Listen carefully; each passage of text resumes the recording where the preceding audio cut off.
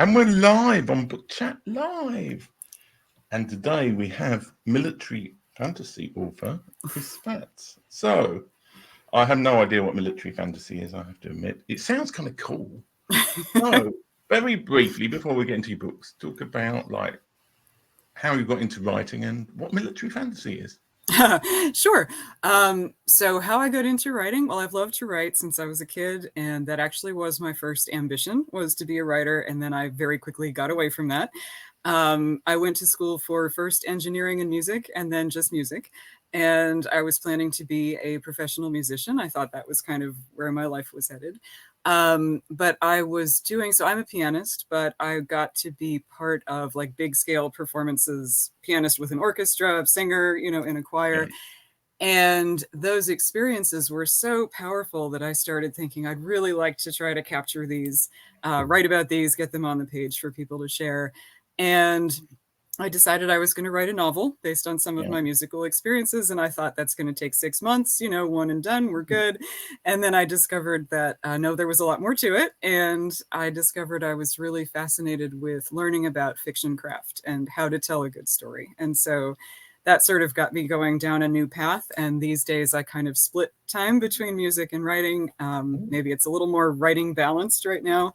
But that's pretty much how I got into it. Military fantasy. Yeah. So 14 Stones is my second book, and it is fantasy in the sense of being set in a fictional world, but it's meant to have a very real world feel. And it actually can claim a few different categories, but a big aspect of the story is it basically centers around a group of refugees and their search for a new homeland or a safe homeland. And how that affects the futures of two countries. But one of those two is a military superpower. So that's kind of where we got that angle. But it's mainly a story about that search for home and that journey.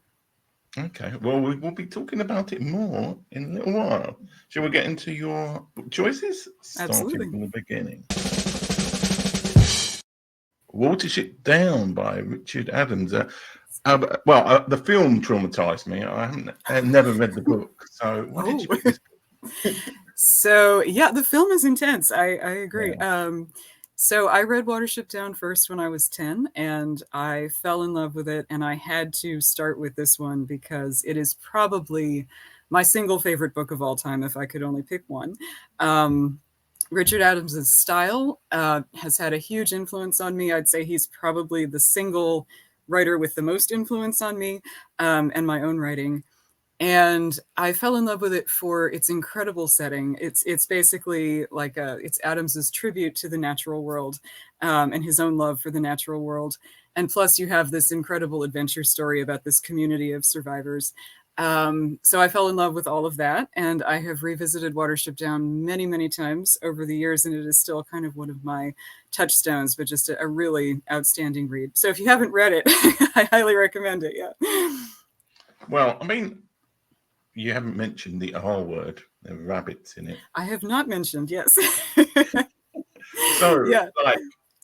Because I mean, I know the book. I know the film. I don't know that. I haven't actually read the book.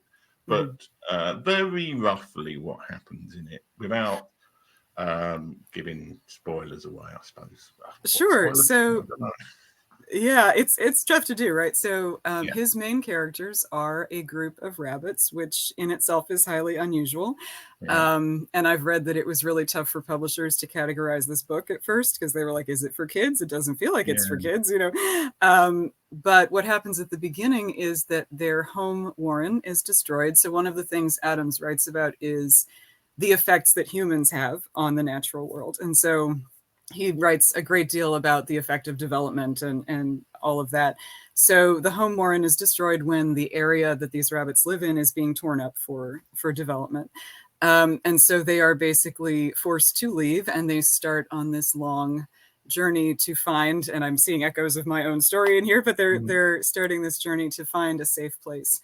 And it's about all of the obstacles they encounter and the ways that they kind of come together as a group and learn to count on one another. And it's really about, our success depends on everybody, coming together and being part of this. So it is both a wonderful adventure story and also really speaks to the power of community and the strength of the bonds that form between them. Yeah, well, it is a cracking story, isn't it? It is. Yes, it is. Right, let's go on to the next book. Night Watch by Terry Pratchett. So Yes. this kind of totally different. So, well, I suppose it's not that different. Fantasy, comedy fantasy world. Mm-hmm. Mm-hmm. So why did you pick this book? Yeah, so I realized that for somebody who's new to Terry Pratchett, this is actually not the book to start with. So I apologize for that. But Terry Pratchett, of course, the fantasist humor writer, I love his entire Discworld series. So he has this whole created world that is very much a mirror of the real world. And he uses it to kind of comment on all kinds of stuff happening in the real world. And one of the great things about the Discworld series is that you get to know various characters over the course of it. You run into them in multiple books and stuff. Terry Pratchett is also one of my great writing heroes. And as a reader, one of the things I kind of try to do is figure out how writers do what they do, and like, how is he making this work? How is he making this story work? And so Night Watch for me is the best of the 20-some Discworld books in that it's this incredibly intricate, rich story. It involves time travel. It has all kinds of family stuff. It involves social revolution, political revolution. I mean, there's just so much going on. And yet he tells it seamlessly and it just feels effortless. You're just carried along on this current. So for me, it is the most masterful of his books, and that is saying quite a bit. But if you are new to Discworld, I'd say you probably want to start with something like Going Postal, which is another book in the series, and that's more of a standalone, whereas Night Watch uses characters that you would have met before. But it is just an outstanding tour de force from the writer perspective, and it's just a wonderful, wonderful read. Okay. Yeah, despite having written sort of comedy fantasy, I think I started reading The Colour of Magic once and really got into it too much. Yeah, you can tell which ones are the early ones because he hadn't quite hit his stride yet. Yeah, well, that's the thing. It's kind of like, so, yeah, which one? You recommended one a second ago, which I'm now totally old. No, Going Postal is a great one to start with. Yeah. Another great one to start with is called Thief of Time, because that's another one that you don't have to know the characters ahead of time. Yeah.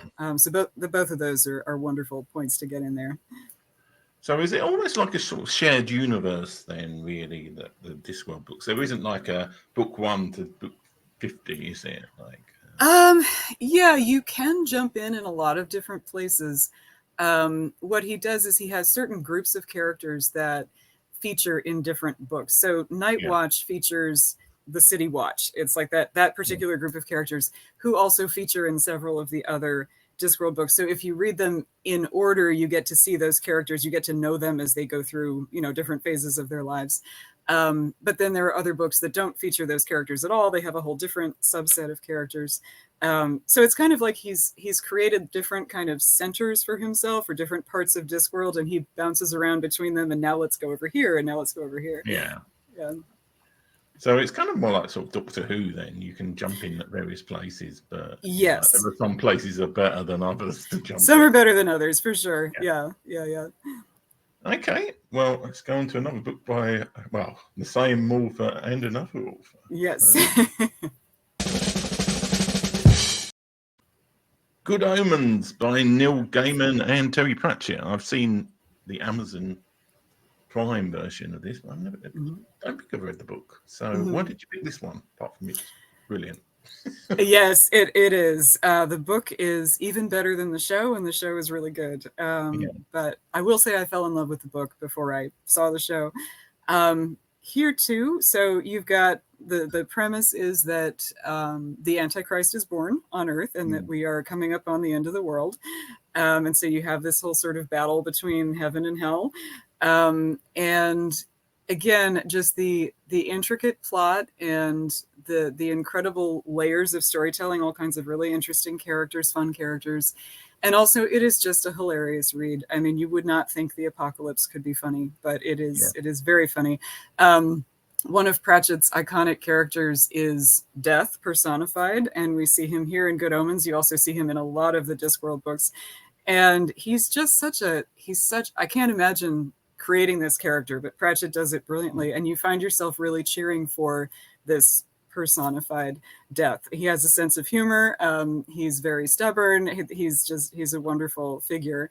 So it is a super entertaining read. It's also a very powerful read. I always find myself getting chills when I get to the end. It's like, oh man, you just brought this all together masterfully. Yeah, I mean, I think the second Amazon Prime series is not from the books. This is just the first. The book is, I mean, Terry Pratchett's been dead for a while, so I'm guessing that he probably didn't write the second series. I don't know if they had ideas, if the two of them together actually had ideas for a sequel, but I kind of don't think so. I think the second series is named Gaiman, yeah. Okay. And we've got a slight theme with authors, so we'll be losing Terry Pratchett on the next one. Trigger Warning by Neil Gaiman. So Neil Gaiman on his own. So why this book?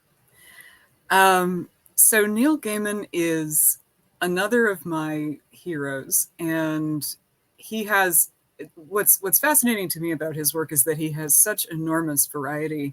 Some of his writing is very funny, very light. One of my favorite books of his is Anansi Boys, which is a novel, and it is really fun. It's kind of a romp. And then you have a book like American Gods, which is dense and rich and philosophical. And he's also the only horror writer that I can read. I do not read horror, but Gaiman's version of horror with its more sort of psychological, and you just have this sense of like, oh, strange things are happening or something's wrong, and then he delivers a twist that's like, oh my gosh.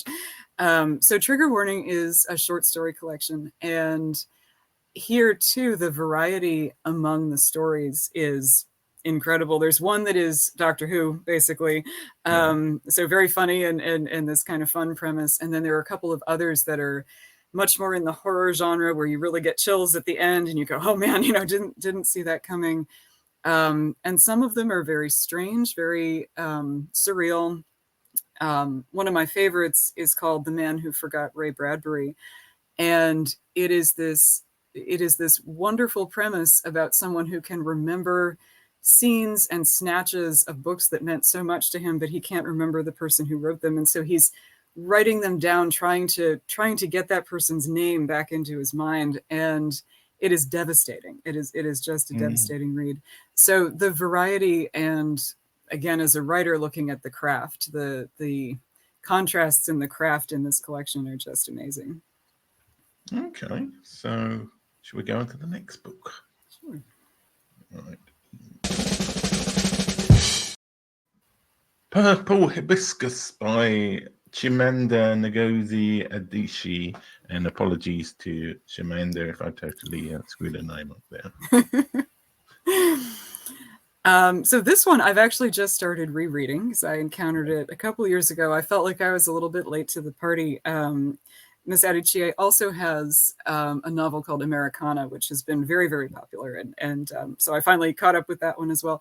Purple Hibiscus, I think, is her first book. It is set in Nigeria, and it is a young girl's experience growing up in a family that she doesn't recognize. So you have this kind of limited narrator thing where she doesn't understand that her father, who is this very important personage, that he is abusive, and that what's happening at home is, this shouldn't be happening. And so you have the drama of what's happening in her own household, and then you have the drama of what's going on in the outside world, political government unrest happening in Nigeria. And for me, she really pulled me in. The story is told in the first person. It is immersive and immediate, and you have this very innocent narrator who's going through all of this. And so as the reader, you're kind of being told things over her head, and you're sort of saying, oh wow, well, I can see what's really true here, and I can see what's really happening. So it is just very powerful. And I also loved being taken to a totally different place, being taken to Nigeria in this time period and saying, oh wow, and getting the chance to feel what all of that was like. So I found it really compelling, and I'm enjoying getting back into it now. Yeah, I think Americana has been recommended before. But Yeah. So it's got a cool title though. Yes. What is a hibiscus? Is it a flower or something? Yes. Oh, yeah. Yeah, and I think purple is pretty rare. You usually think of them as being like yeah. red or orange, but the purple is a kind of a It doesn't theme. appear in nature very much, does it? But Mm-hmm. okay, let's go on to the next one. The Ghosts of Eden Park by Karen Abbott. So, Yes. why did you pick this? This is nonfiction, and it is about an American bootlegger back during Prohibition, kind of the first of the great bootleggers, and sort of it's a late 19 teens, early 20s setting. And there's all kinds of murder and scandal and stuff, and I won't spoil it because it really is it's quite a story, and it is so well told, because normally nonfiction is not my pick. I'm very much a fiction type person, but this particular story, Abbott is brilliant at creating a sense of the time and the place. Our bootlegger's name is George Remus, and you get to a place where he's being accused of murder, and you're getting people's testimonies, which were actual testimonies that they made at the time, but they're wildly conflicting. And so as the reader, you're kind of trying to sift through stuff. His personality is larger than life, just this tremendous presence. And the writer is so skilled at just carrying you along, and you're breathless, and you're saying, I really want to know what happened. Like, what's going to happen? What's going to happen? And so it's incredibly suspenseful, and you feel like you're reading a novel because there's that level of detail, and you're just right there in it. So highly recommended for anyone interested in that particular period of history. This kind of predates the Capone crime family and all of the kind of bigger names that we're familiar with. But George Remus was one of the first kind of big lawbreakers of Prohibition. And it's just a very, very cool story. Very well told. Yeah, it still amazes me that the US banned alcohol for like 15 years or whatever it was. Like, why was that going to work? Like, you look at it, you're like, why was that a good idea? It was a constitutional amendment. I mean, the US haven't amended the constitution. I'm not sure they've done it since they repealed it, really. Maybe something. I think actually they did one for making sure that there was always a vice president or something about the succession after Kennedy did, but that's about it. But yeah, I mean, it's interesting that you say it's kind of it must be hard to find, as a non-fiction kind of novel writer, to find a story which is interesting enough to tell, but not well known enough that it's like there's no surprise to people. Right. If it was Al Capone, then it's like, oh, it was done for taxes at the end. Sorry to spoil that for anybody else. Right.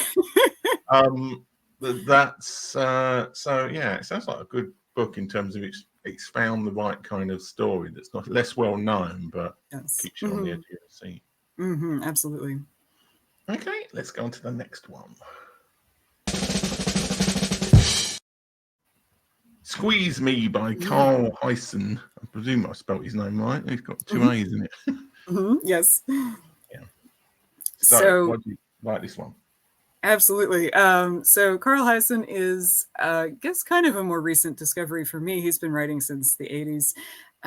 He was originally a columnist based in Florida, and then he started writing novels. And his books tend to be very funny and at the same time very pointed commentary. He's coming at it from a totally different direction from Richard Adams, but he is also an environmental champion. And a lot of what he writes about is the impact of, again, development on the Everglades specifically, and the fragile watershed environments in Florida.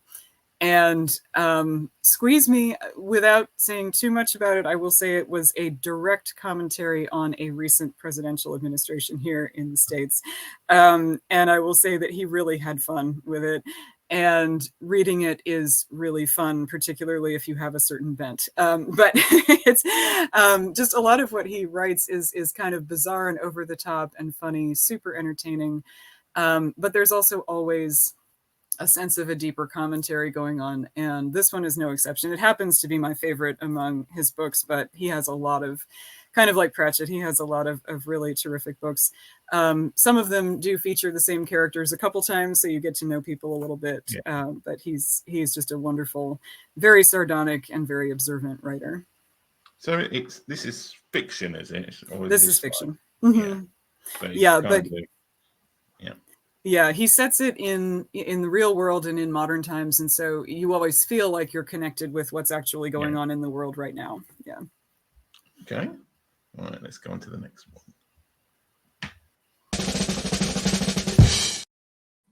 Cannery Row by John Steinbeck. I think this is going back a bit, isn't it? So. Yes.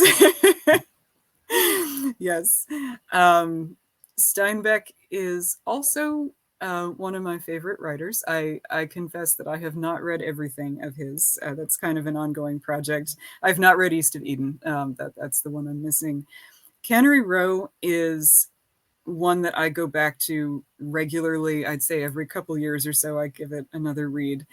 It is kind of like a short story collection in that you get the sense of the chapters as very discreet, and a lot of them could really stand alone as these little miniature stories. It focuses on this particular community of people living in this one little region of California. And Cannery Row especially refers to the fish cannery and the community that springs up around it.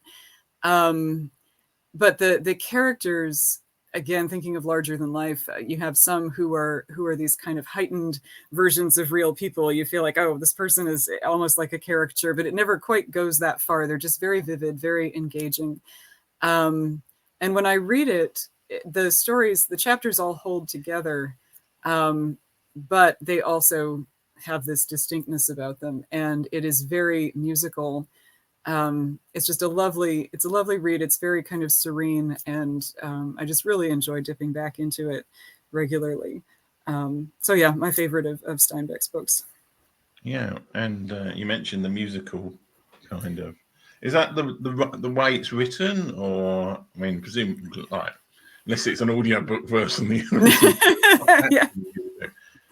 Yeah, it's his style. It can be very lyrical and very poetic, and the precision, because here he's kind of working in miniature. So a short book on the whole, Cannery Row is quite short, and then also having, you know, these little individual chapters, and so his language is very precise and evocative, and for me that makes it very lyrical, very musical. Okay, on that note, we'll go on to the next book. Yeah, I can do puns. There you go. The Bean Trees by Barbara Kingsolver. So, why this book? So Kingsolver, one of our great American women writers, she has done some books that are probably much better known at this point. The Bean Trees goes back to the 80s, and it was the first book of hers that I read. I think it was her first novel. I'm pretty sure. Yes, it was. I really enjoy this story. The narrator, now I have to admit it's been a few years since I last read it, so I'm kind of separating it from other Kingsolver books in my head. But our narrator, a lot of the story is about the narrator kind of finding out who she is, exploring her own cultural heritage and kind of finding her own place in the world. She was very much defined and limited by the place she came from, and then she kind of gets away from that, and she starts kind of trying to find her place in the bigger world. And it has to do with that. It has to do with the people that she meets, unexpected situations she finds herself in, including rescuing a baby, basically. And it is the narrator's voice. Her name is Taylor. She just has this wonderful, engaging, down-to-earth, conversational voice that really, you just feel like you know this person, and she's someone that you'd love to talk to. So it is a delightful read. It's often very funny. She has this kind of sardonic observer kind of voice too, but it's also very powerful and very moving in a kind of simple and direct way. Kingsolver really gets you into the story and just keeps you there without, kind of in contrast to Steinbeck, it's not very poetic. It's very straight ahead, but it's very, very compelling. So really good read for folks who might only know Kingsolver's more recent books like Demon Copperhead, which is her latest, which is also really fun. But The Bean Trees is a great one. Yeah, I'm sure, even though I didn't find it I've got a big spreadsheet of all my books that people have recommended. I'm sure she's been recommended before. Not this book, another one, but I didn't see it when I was setting this up. So I'll have to go back and hunt through, find out what the other books were. Anyway, let's go on to the next book.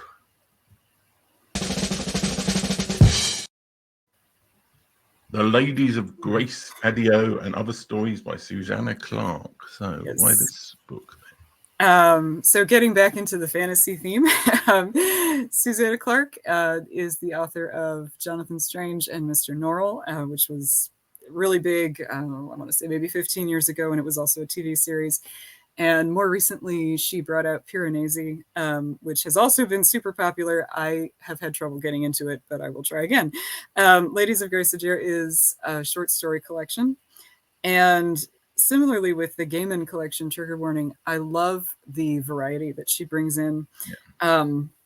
Her kind of her approach to writing fantasy is that she usually sets stories in the real world, but she has this link between this world and this other. It's kind of like Stranger Things, if you've seen that. It's kind of this other, the fairy world. And people can go back and forth, and the inhabitants of fairy can go back and forth. And that's not always a good thing. And very often it's not a good thing. But it's a wonderful idea, that there's this kind of door that opens and people can kind of slip through. And what happens when the inhabitants of the two worlds cross. So Ladies of Grace Adieu is, most of the stories use that premise, but in different ways. Sometimes the people of fairy are her protagonists, and sometimes it's the people in this world. And it is, again, just kind of a tour de force. One of the stories in this collection is called Licorice Hill, and it's set in this very kind of, I want to say, almost like a 17th century English dialect is the voice that she uses. And it just pulls you right in, and you're like, yes, I love this narrator and I want to follow this story. And this is really fun to parse too, because I'm having to kind of parse it as I go and figure out what it means, But she's a brilliant writer, and I just really admire all of her different takes on the short story form. Yeah, I don't know if like the Narnia books were the first one that kind of uses two concept, or if it was earlier, probably earlier than that, but I don't know exactly what would have been like the first one where two worlds in parallel kind of thing. Yeah. She has, her idea is that fairy is a dangerous place and that humans don't belong there. And so when that slippage or that interaction, the mixing happens, all kinds of weird, dark things ensue. And so she has a lot of fun exploring that. Okay, let's go on to the next alternative world. No, next right. The Master Butcher's Singing Club by Louise Erdrich. Sorry, apologies, Louise.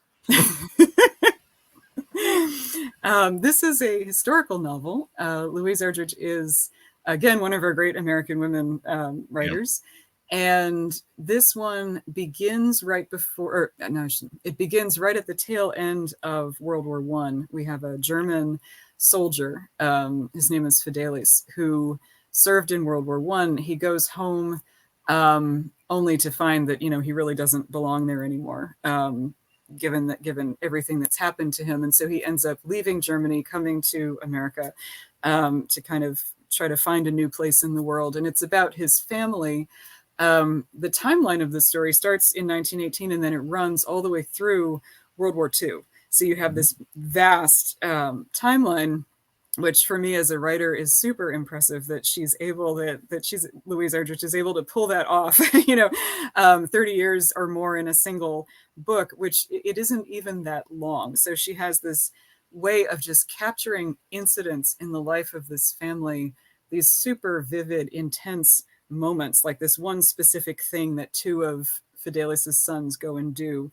So it's about the family's journey. It's about relationships, and like in World War II, two of the boys end up fighting for Germany, going back overseas and fighting for Germany, and so the family ends up getting really split. And it's also kind of about like, what does it mean to be family? What is home? What does the word home mean, or what does it connote? What are you looking for when you're looking for your homeland? And it is again, I keep coming back to the word immersive, I know, with a lot of these, but it is a very immersive. It just, again, pulls you in, and you're just following these characters, and you get so invested in them and what they're going through. So I found this, again, a writer that I'd love to learn from and figure out how did she do all this. she just does an amazing thing in a really pretty tight space. It is an amazing storytelling achievement. Yeah, I kind of, that whole interwar year period is really interesting. I wouldn't say it's not the most interesting period in history, but certainly to me, it's always appealed because I think it gets underrepresented. Obviously, people are dragged towards the wars. Right. That's understandable, but the interwar period is actually a very interesting time period. So it's good to set in that time. Yeah, exactly. Okay, let's go on to the next one. Lamb by Christopher Moore. So, why did you pick this book? And this was the one I added to the list, so I remember at the last minute. So Christopher Moore is, I shouldn't call him the American answer to Terry Pratchett, but he's kind of in a similar vein. Fantasist, comic writer, very clever. A lot of his books are meant to kind of, most of them are very real world set, but they all have weird elements that don't belong in this world, talking snakes and whatnot. But always really fun, and always with that kind of underlying deeper story that the fun stuff kind of sucks you in, so that you get the richer stuff. Lamb is probably my favorite of his books, and it is, I think I've read that it was the toughest one for him to write because it involved the most research. So it is meant to be a telling of the life of Jesus of Nazareth, the 30 missing years between Bethlehem, basically, and then when we meet him again, and the Passion story. And when I first decided to read it, I was thinking, I don't know how I'm going to feel about this. This seems kind of weird. But I will just say that he makes it work, and he makes it work so well, and you really invest in it. His research is amazing. The way that he takes you back to Jerusalem of the early first century, and you get to see what life was like, and people's occupations and the way they lived, just all of the details that make it such a believable story. And it is also a really powerful story. And you go into it thinking, as he actually says, that there's an intro, and he actually says, you think you know how this is going to end. And I'm going to tell you, you don't know. And yes, and yes, you don't. You get to the end, and it is still astonishing. So both as a historical novel and as a fantasy, and on the humor level, and on this profoundly human level, it just works in so many different ways. So it's another one that I study, and try to understand how he did it. Yeah, I do like fictional or semi-fictional stuff where it interweaves real-world events and things into it. Yeah, I've always liked that kind of book a lot. So sounds like something I might like. Yes, try it. It's a great book. Are we ready to talk about the big author's book at the end? Oh, sure. Significant. 14 Stones by Kris Faatz. Faatz. Oh, God, I'm losing it. You wrote this book. Yes, I did. Why did you write it? And what happens without spoiling it? Without spoiling it, sure. It's your chance to sell it to the world. Okay. Oh, gee, no pressure. No pressure, yeah. Yeah. So, as I was saying back at the beginning, this is a story about a group of refugees and their search for a homeland. And I did set it in a fictional world. So we have a couple of fictional countries. They're called Namora and Lasar. And the relationship between the two countries, Lasar is this kind of big military superpower, and Namora is this nice little peaceful country. And the relationship between the two of them was, for me, it was very much inspired by thinking about Russian history, and especially the USSR and its relationship with neighboring countries. So I wrote it. I was first inspired to start working on it. My husband and I visited Spain a number of years ago, and we just fell in love with the geography and the history and the whole feel. So I started playing around with some story ideas while we were there. And Namora as a country, the geography is very much modeled on Spain, and it kind of is meant to look and feel, like what we saw when we were there. But when I really sat down to work on it, the story that developed for me, I wanted to respond especially to things that were happening in this country at the time, and to a sense of increasing division between people, and kind of feeling like we are losing track of each other as people, like losing a sense of one another's humanity, like who gets to decide which people count as people, and which don't. And so I was wanting to kind of tangle with that. So 14 Stones was kind of a response to all of that, and sort of reflecting on how do we reconnect as people? How do we find our shared humanity again? And writing it was one of the most joyful things I've ever done. And creating the fictional world was just such a delightful immersion for me. So I'm just very, very excited that it is out there, and I can share it with people, and they can visit my fictional countries too, and get to know these people. And I've got to ask, are there 14 stones in it? There are. 14 Stones is a folktale that belongs to my fictional world, and the whole book starts with this folktale, and then it becomes kind of a recurring theme or thread that you kind of run into over the course of the whole story. Okay. Right. I'm going to turn this off, but we're going to carry on talking about it. Is it going to be part of a series, or is it part of a series? Is there another book that I've totally missed? I'm a terrible lack of research before this show. Is it part of a series? Is it going to be part of a series, or is it kind of a standalone book? Well, I wrote it as a standalone, but I love the world, and I can see where I've thought about a prequel, because there's a lot of world building stuff that didn't get into the novel, but that I would love to be able to showcase. And I've also thought about a sequel. It could very well happen, because I don't want to just lose this world. It was too much fun. So yeah, I could see that happening for sure. Okay. Well, I usually ask two questions at the end of each episode. Well, one if the person isn't an author, but we'll come to that question. First question is, if you had to pick, actually no, I used to ask if you had to pick one of these books to give somebody, what would it be? But now because enough people said like, oh, I don't know. I was like, well, tell me if you met a new person and you had to recommend them a book from this list, what kind of flowchart or what kind of questions would you ask them? Like, what would the logic tree look in your head as to working out which one of these books to give them? I'd like to know what kind of stories they like, especially in terms of, do you like things that are faster paced or slower paced? Do you want lots of action, or do you want something that's a little bit more reflective, where you kind of have to sit with it for a while? And also, in the case of my list, do you like fantasy? Or if you don't, then that's going to kind of narrow the choices a bit. But those would be kind of my first questions for them.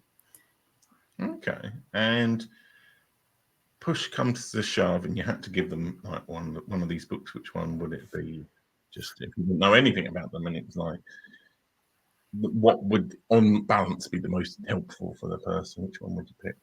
Well, I would pick Watership Down, because that is my go-to. But I say that knowing that some people love it and some people hate it. It's one of those. It's a very polarizing book. I don't think I've ever met anyone who felt like, oh, yeah, I kind of like that. It was okay. It's usually either you love it or you hate it. But it is, for me, it was just such an important book to have found that's definitely, I would share that. And then what folks think of it, that's up to them. But I think it's a really important book. Okay. Well, we slightly touched on my other question, which is like, what are you writing going forward? Are you writing another book? Are you thinking of writing more books? What have you got coming up Sure. in the pipeline, writing books wise?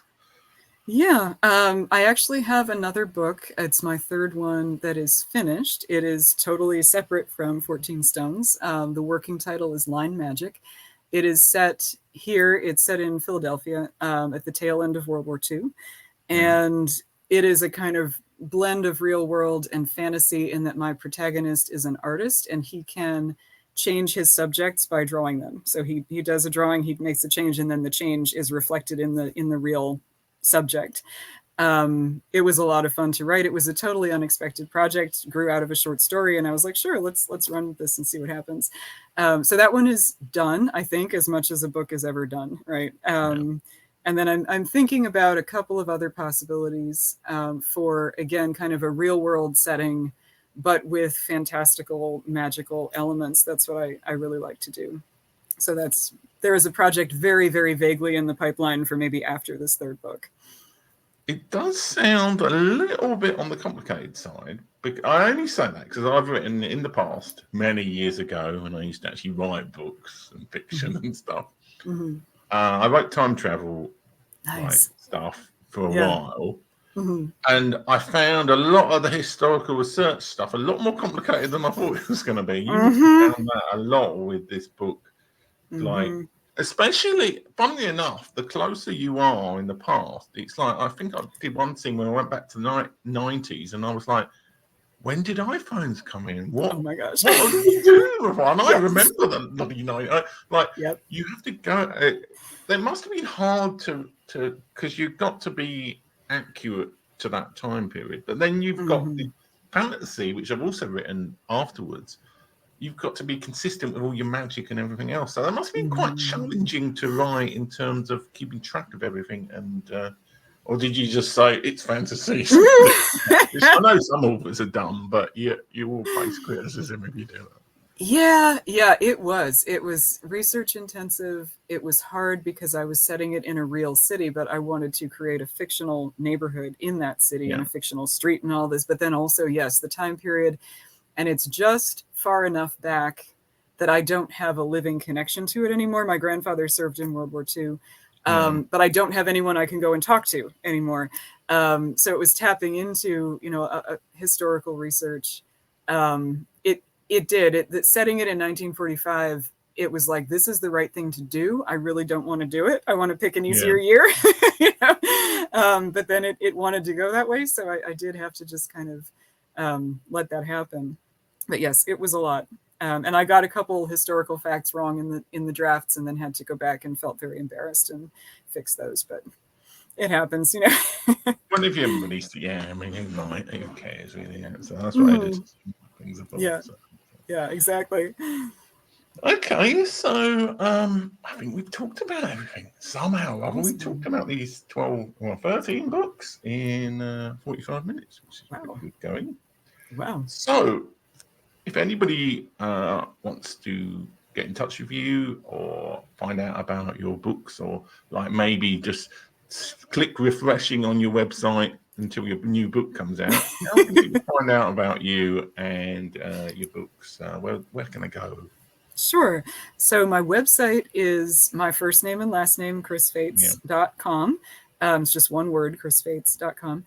And that is where I will be posting all updates about upcoming stuff. I am also active on Facebook, Kris Faatz, and I'm active on Instagram and TikTok. So you can find me in all of those places. Okay, that's good. And thanks for the people watching live. There have been people watching live, so obviously like your crowd puller on Amazon.